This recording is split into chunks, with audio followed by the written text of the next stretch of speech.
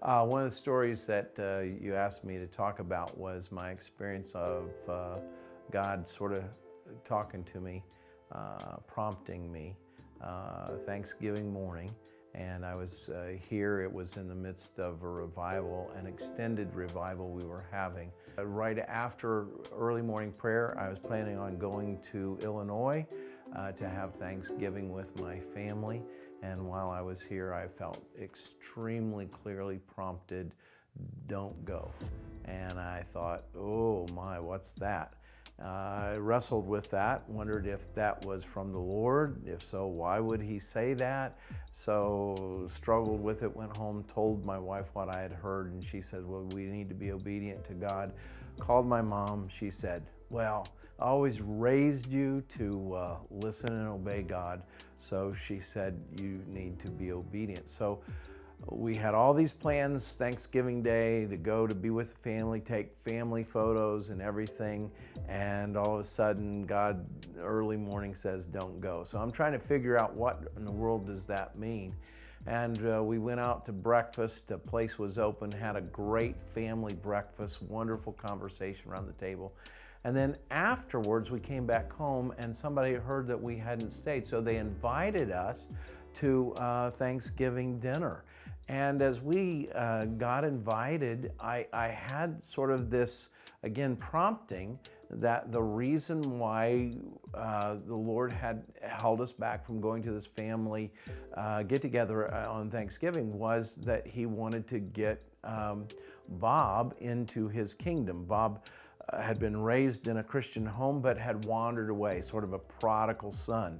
And so I was going to be with Bob then on Thanksgiving dinner with the family. So I went to Thanksgiving dinner thinking for sure God was going to lead me into a conversation and Bob was going to give his heart to the Lord, and kept waiting and waiting and waiting, and none of that happened. And so I was packing up to going home thinking, God, well, what's all this about, you know? And Bob, after Thanksgiving dinner, was heading up north and he wasn't going to come back. But we started the revival service again Saturday night, and then Sunday morning, lo and behold, Bob is in service. And so the altar call's given and people are flooding forward. I'm sort of heading out to the foyer to talk with some people.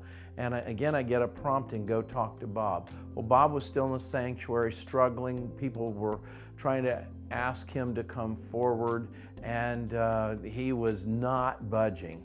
And so I went over and just placed my hand on Bob's big old strong shoulder and say, Bob, listen, God has been telling me all weekend that this is your time. I stayed home this weekend so that you'd get saved.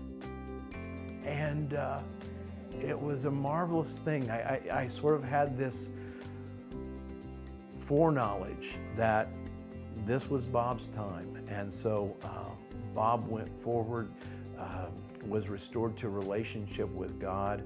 And the wonderful thing is, immediately after Bob got saved, he went and got his co-worker into the service the next day who got saved.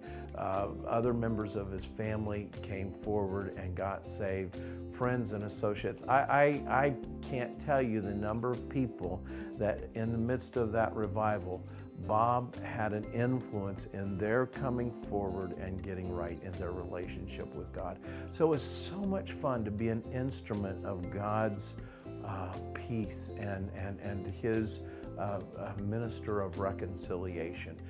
God gets all the glory, but man, it felt so good to be a part, to be used by God in that situation.